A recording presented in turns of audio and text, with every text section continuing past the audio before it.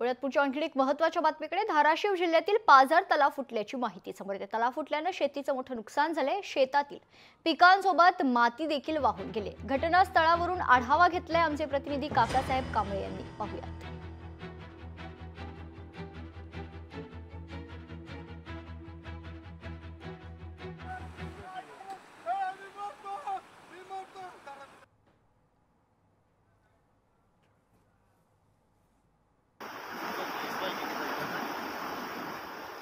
भूम तालुक्यात झालेल्या पावसानं अक्षरशः शेतकऱ्याचं मोठं नुकसान झालंय आणि पावसामुळे शेतकरी आता अडचणीत आल्याचं चित्र दिसतंय। तुम्ही पाहू शकता की मी आता भोनगिरी या शिवारातील एका शेतकऱ्याच्या कांद्याच्या शेतीत आहे आणि कांद्याचं अतोनात नुकसान या पावसानं झालेलं। साबळेवाडी येथील पाझर तलाव फुटला आणि या तलावाचं पाणी या शेतकऱ्याच्या शेतात घुसल्यानं शेतकऱ्याचं मोठं नुकसान झालंय। शेतातील माती देखील वाहून गेल्याचं चित्र दिसतंय। माझ्यासोबत शेतकरी आहेत, काय सांगाल नेमकं काय झालंय?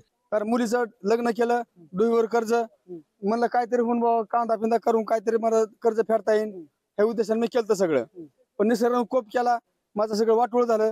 6 लाख रुपये म्हणजे 6 लाख रुपये माती गेली ठिबक, स्प्रिंकलर आणि 2 मोटरा कुठं सापडे मी पाठपासून मोटर सापडतोय, नळी सापडले नाही, मोटर सापडले नाही, मला काय सापडलं नाही। तर शासनाने मला कुठेतरी मदत करावी, सहकार्य करावं, नाही तर तुम्ही 2,000-3,000 मला देता त्यात माझं वागणार आहे का?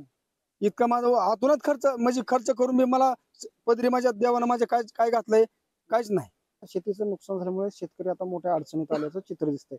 काकासाहेब कांबळे, लोकशाही मराठी, भोनगिरी, भूम।